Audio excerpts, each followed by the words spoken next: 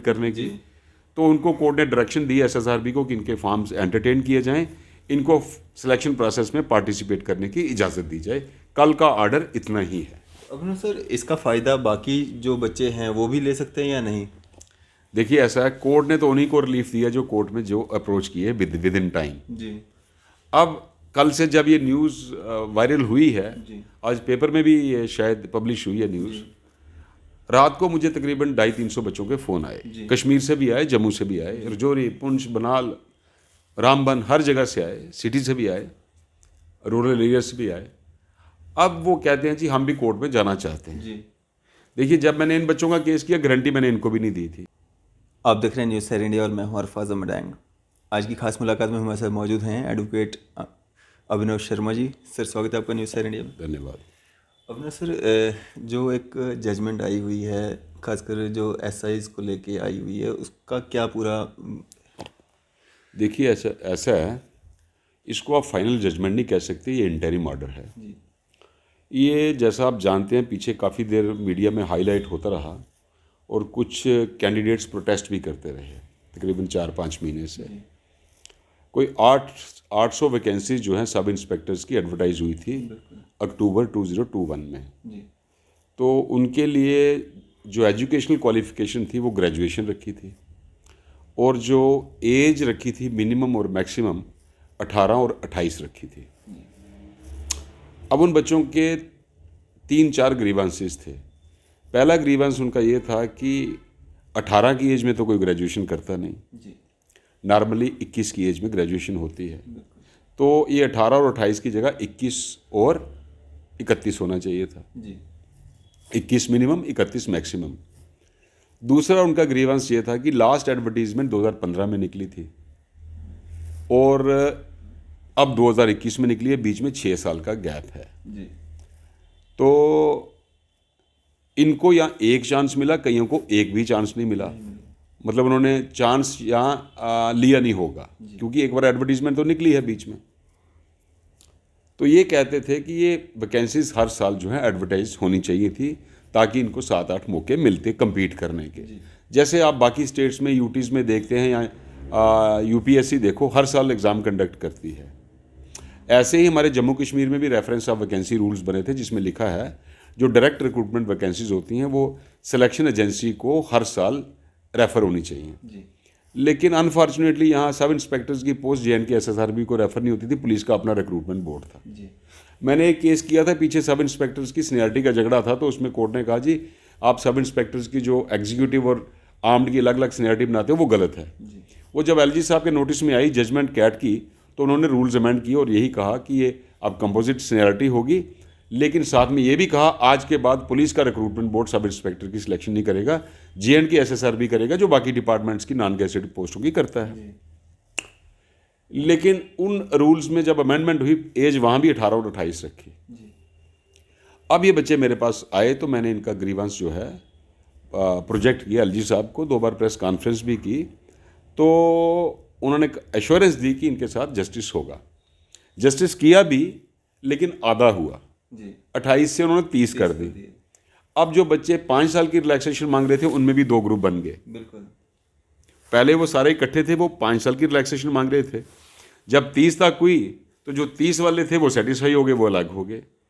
अब ये कहते थे कि हम 5 साल की मांग रहे थे, 5 साल एडवर्टीजमेंट नहीं हुई वैकेंसीज, तो जो डीवाईएसपी की पोस्ट है पुलिस में वो जेएंडके कंबाइंड कॉम्पिटिटिव एग्जामिनेशन में उसकी सिलेक्शन होती है। वो रूल्स हैं 2018 के, वहाँ पे J&K accounts gazetted service, J&K police gazetted service और जूनियर केएस की कंबाइंड सिलेक्शन होती है। तो वहाँ डीवाईएसपी के लिए भी क्वालिफिकेशन ग्रेजुएशन है, तो मिनिमम एज 21 है, मैक्सिमम 32 है क्योंकि ग्रेजुएशन होती ही 21 साल में है। बिल्कुल। तीसरा उस रूल्स में लिखा है कि उनको 6 चांसेस मिलने चाहिए। तो ये मोटे मोटे कुछ इनके ग्रीवेंसेस थे, तो ये लेके कोर्ट में गए हम।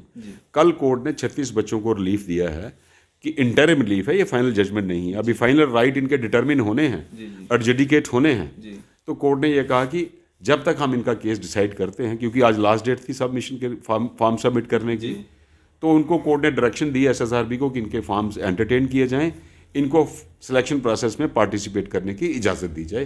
कल का ऑर्डर इतना ही है। अब सर इसका फ़ायदा बाकी जो बच्चे हैं वो भी ले सकते हैं या नहीं?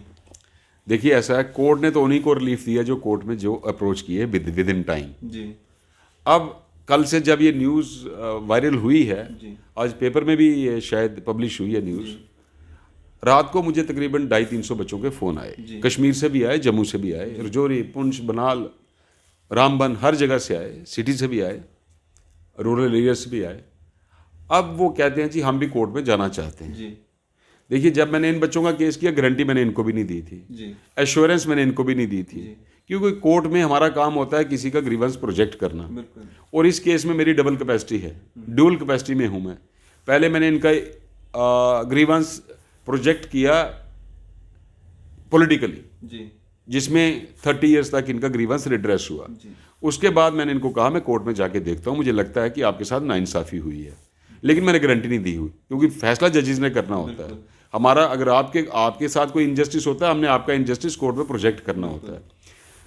इंसाफ ऑनरेबल जजेस करते हैं, हम इंसाफ की गुहार लगाते हैं। तो वैसा ही कल हुआ, तो इनको मैंने गारंटी नहीं दी थी, लेकिन कोर्ट इनके रेस्क्यू में आई। अब कुछ बच्चे आ रहे हैं कि हम भी केस करना चाहते हैं, लेकिन कट ऑफ डेट हो चुकी है आज। अब ये देखना है कि कोर्ट इनको रिलीफ देती है कि नहीं देती है। अगर ये कहते हैं कि हमने केस करना है तो मैं कोशिश ज़रूर करूँगा, लेकिन अगर कैट रिलीफ नहीं भी देती, हम हाई कोर्ट में भी जा सकते हैं उसके खिलाफ। लेकिन डिपेंड करता है कि कल कैट अगर ये आते हैं, केस करते हैं, कैट रिलीफ देती है कि नहीं देती है। एक हम आर्गूमेंट एडवांस कर सकते हैं, क्योंकि जिनको कोर्ट से परमिशन मिली है कल, इनके भी ऑनलाइन एप्लीकेशन फॉर्म एक्सेप्ट नहीं होंगे, क्योंकि ऑनलाइन पोर्टल जो है वो 30 के ऊपर वालों के जिनकी एज है उनके एक्सेप्ट नहीं करेगा, इनके ऑफलाइन एक्सेप्ट हो रहे हैं। तो पोर्टल को चेंज करने की ज़रूरत नहीं है। हम कोर्ट में ये दलील दे सकते हैं कि अगर आप इनको भी इजाज़त दें तो इनके फॉर्म भी ऑफलाइन एक्सेप्ट हो सकते हैं। तो ये डिपेंड करता है कल बच्चे आ रहे हैं वो क्या सलाह करते हैं, मेरी कितनी सलाह मानते हैं।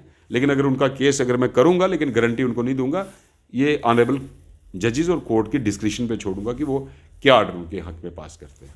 अब सर जिस तरह से आज जो लास्ट डेट थी फॉर्म जमा कराने की, क्या उम्मीद की जा सकती है क्या इसके बाद अगर मतलब कोर्ट में केस करते भी हैं बाकी लोग, तो क्या एडमिनिस्ट्रेशन उस पर मानेगी? देखिए एडमिनिस्ट्रेशन के पास तो फुल अख्तियार हैं, पूरी पावर्स हैं, वो कभी भी डेट एक्सटेंड कर सकते हैं, और वैसे उनको एक्सटेंड करनी चाहिए थी अदरवाइज भी। बच्चे अगर कोर्ट में जाते या नहीं जाते, क्योंकि जब 28 एज थी तो तब लास्ट डेट थी फॉर्म भरने की 10 दिसंबर 2021 और जो 28 से 30 एज बढ़ाई है वो भी 10 दिसंबर को बढ़ाई है, जब लास्ट डेट थी फॉर्म सबमिट करने की। और जब आपने 28 से 30 एज बढ़ाई 10 दिसंबर को, तो आपको कम से कम 3-4 हफ्ते का बच्चों को टाइम देना चाहिए था फॉर्म सबमिट करने का। आपने सिर्फ उसमें 7 या 8 दिन का वक्फा दिया, जो रीजनेबल नहीं है। वो हो सकता है गवर्नमेंट बढ़ा दे, लेकिन डिपेंड करता है गवर्नमेंट का अपना डिसीजन है। हाँ, कोर्ट कहाँ तक रिलीफ देती है ये ऑनरेबल जजेस पे डिपेंड करता है। अब सर ये जो ऑर्डर इंटरिम ऑर्डर जो आया है, इससे काफ़ी बच्चों की उम्मीदें जो है बढ़ चुकी हैं। क्या एक एडवाइस जो है आप उनको देना चाहेंगे? मेरी एडवाइजरी उनको यही है कि देखिए ऐसा है, हमारे जम्मू कश्मीर में, अब ये बच्चे इसको अदरवाइज ना लें कहीं, बार बार मैं कहता आ रहा हूँ कि जम्मू कश्मीर में 370 की वजह से multinational sector, private sector, corporate sector, industry, hotel industry, educational institutions, medical institutions, उन्होंने यहाँ पे इन्वेस्ट नहीं किया, क्योंकि यहाँ की सरकारें उन्हें खुले तौर से बिजनेस करने की इजाज़त नहीं देती थी। 100 किस्म की पाबंदियाँ थी, हालात ख़राब थे, इसलिए बच्चे जो हैं सिर्फ सरकारी नौकरी की तरफ जाते थे। ठीक, और हमारे लीडर्स ने भी इनको सरकारी नौकरी की तरफ ही रखा।